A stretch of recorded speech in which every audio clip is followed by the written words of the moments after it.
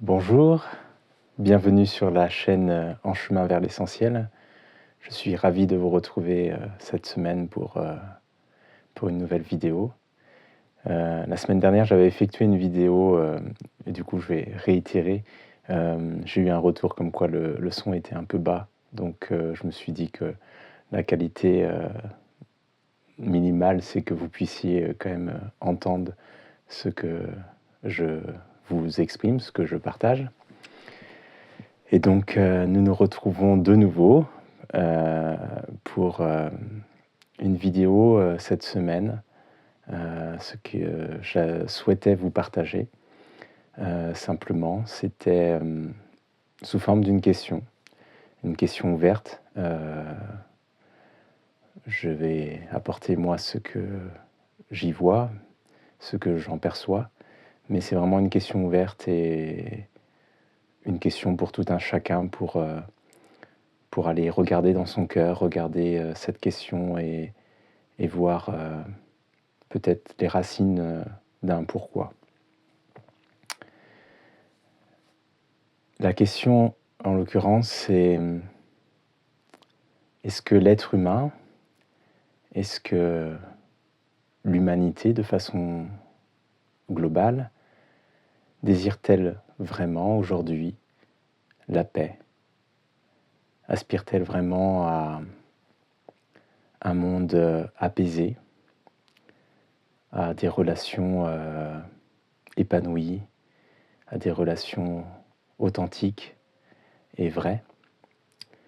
Et je pose cette question, ce qui m'a fait penser à cela, c'est que dernièrement, nous avons eu la fête du 11 novembre, l'armistice, et la fin de la guerre, où il a fallu à cette époque que les humains aillent dans une atrocité, une barbarie, dans un tel endroit de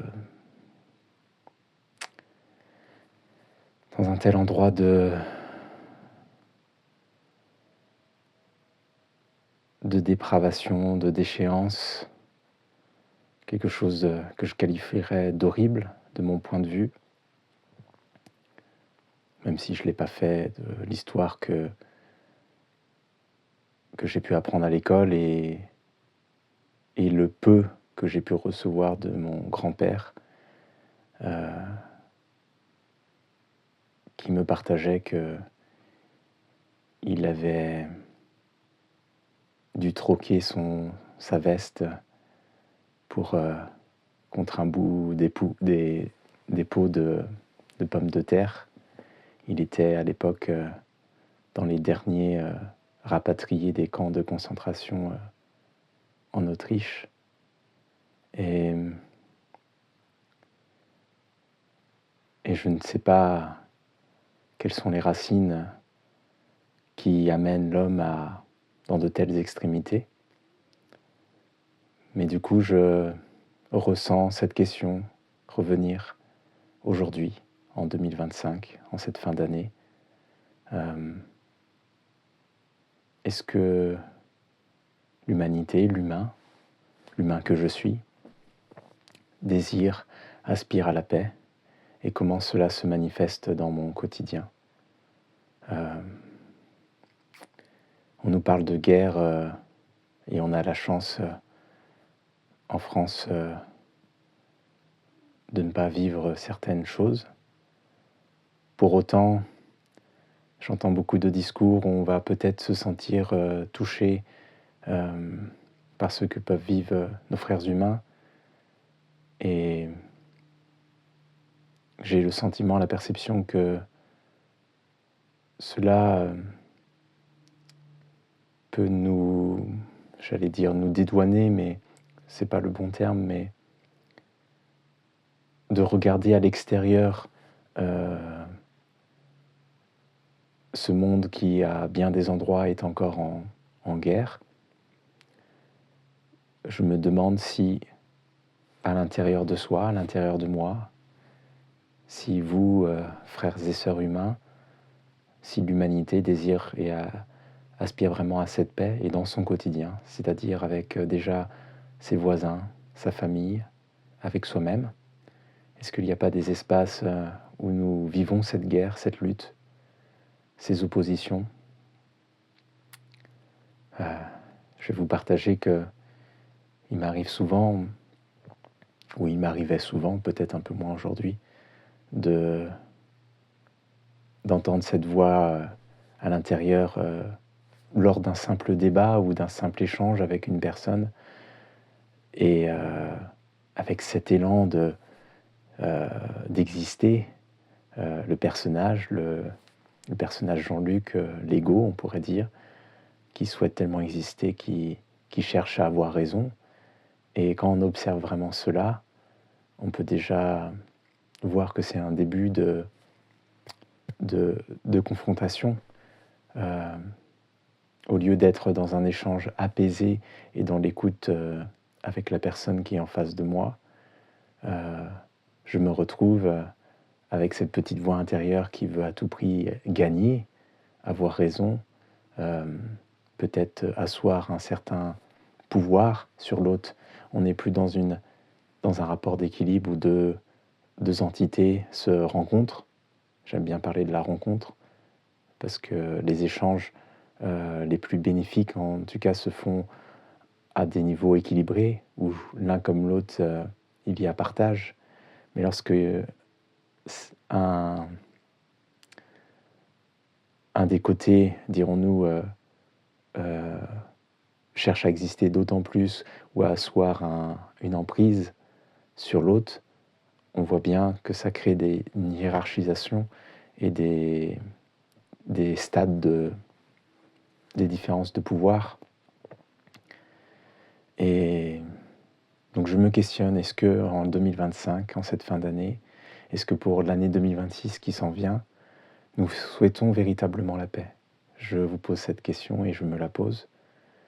Est-ce que je mets en pratique cette paix? Car je pense que la paix est quelque chose qui se renouvelle d'instant en instant.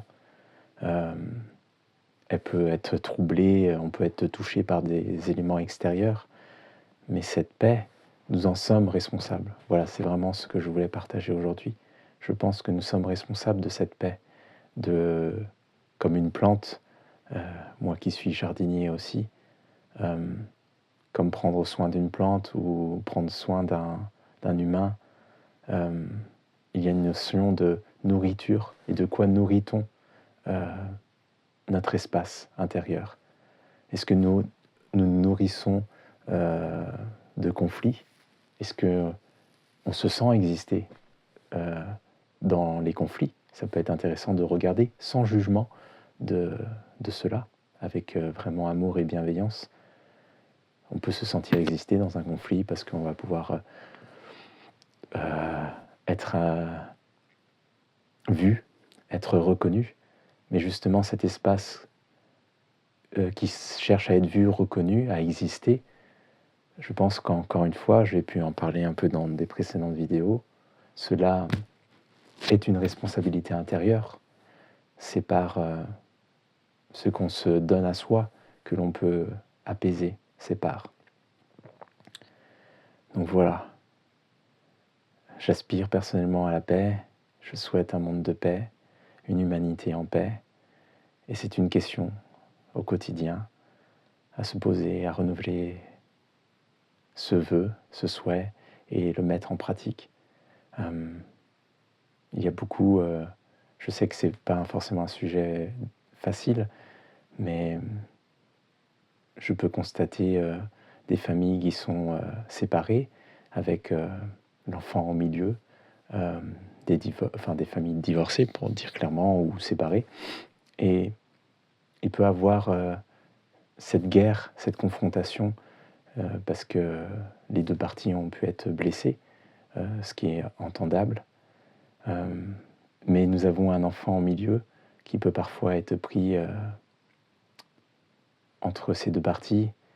Et qu'est-ce que nous lui laissons aussi? Est-ce que nous ne lui laissons pas un exemple et des germes de de ces rivalités, de cette guerre, lorsque, certes, deux individus, s'ils étaient mieux séparés, c'est compréhensible, mais in fine, il reste toujours un couple parental, et ce couple parental arrive-t-il à être en paix pour témoigner de cette paix possible pour les enfants? Et je terminerai avec cela en disant que la vision, l'horizon 2026, les prochaines années, c'est pour nous et c'est pour nos enfants. L'avenir est pour eux.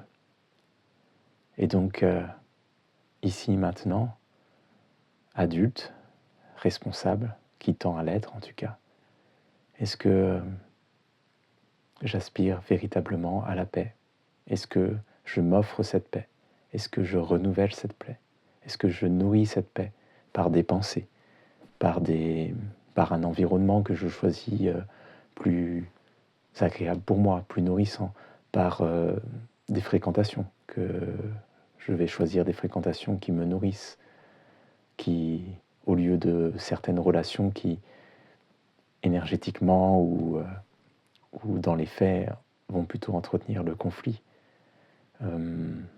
Est-ce que dans ce que je regarde aussi à l'écran, on a beaucoup de productions, de séries, de films qui nous parlent de la guerre, comme si c'était un passage obligé pour obtenir la paix.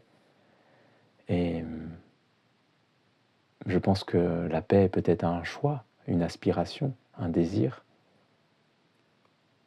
Qu'est-ce qui nous empêche de désirer cette paix? Peut-être ça peut être qu'il y a des boucliers, des freins, des peurs, probablement. Je n'ai pas ces réponses-là pour tout un chacun, mais je pense que c'est une question très importante par les temps qui courent. Et voilà, c'était mon partage du jour. Est-ce que l'humanité aspire véritablement à la paix? Est-ce que nous en prenons soin, dans notre quotidien et dans notre relation?